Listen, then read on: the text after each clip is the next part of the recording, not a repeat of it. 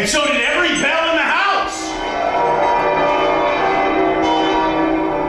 This was succeeded by a clanking noise deep down below, as if some person were dragging a heavy chain across the casks in the wine merchant's cellar. It grew louder from the floors below and then came up the stairs and towards the door. It passed through the door, and upon the specters coming in, the dying flame leaped up as though it said, "I know him!" Marley's ghost. My name's Anthony Rodriguez. The show we're doing is a one-man Christmas carol, and I am that one man. So all of the 27 some odd characters in the show, that's me. What can we expect from this production that's a little different from how people traditionally see it? Well, you'll get the full story of Christmas Carol. You'll get all the ghosts. You'll get a few special effects, but mostly you'll get a storytelling version, and you'll get to be immersed in this world. You'll become a part of it. You might even be part of it, depending on what night you come, because I like to be out in the audience, helping them experience it in a different way. But you're going to get that message of forgiveness and redemption that is prevalent and universal in this story. Are you the spirit, sir, whose coming was foretold to me? I am. Who and what are you? I am the ghost of Christmas past. Long past? No. Your past. The things that you will see with me are but shadows of the things that have been. They will have no consciousness of us. What time? What business brings you here? Your welfare.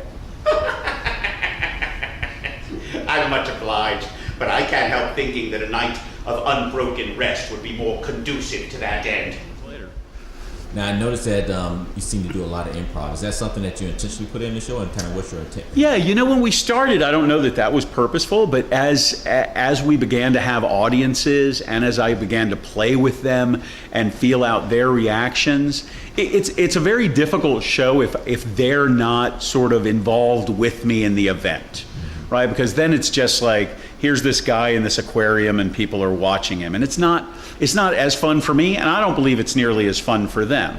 So when I throw out little things for them in the show, then it makes them feel, it gives them permission to laugh, it gives them permission to cry, it gives them permission to be part of everything we're doing. Now, why do you think this show like this holds up so well over time? Well, I think, you know, the message is universal, that there is redemption, there is forgiveness, that if you really, you know, live a good and decent life, you'll probably be better off than if you live a horrible, wretched life and aren't very kind. So I think that message of kindness is prevalent and necessary, and it's good to be reminded of it at this time of year. Mm-hmm. Now, I know you played this role several times, but kind of...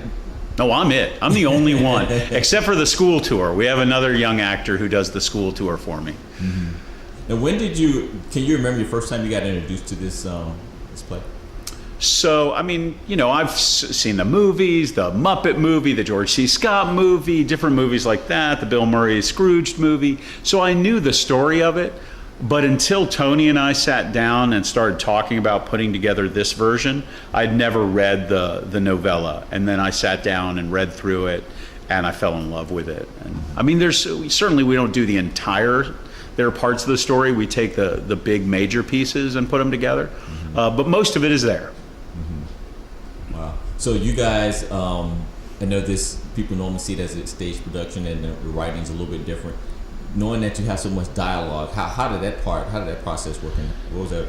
Well, the first time probably took me 6 months to like really start to learn it, or to get it in my head for that first year.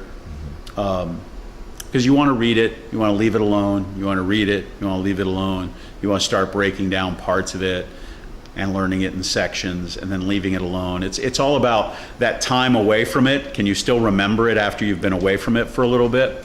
And so that's why it took so long the first year. Now, it doesn't take but a few rehearsals and we're back up and running again.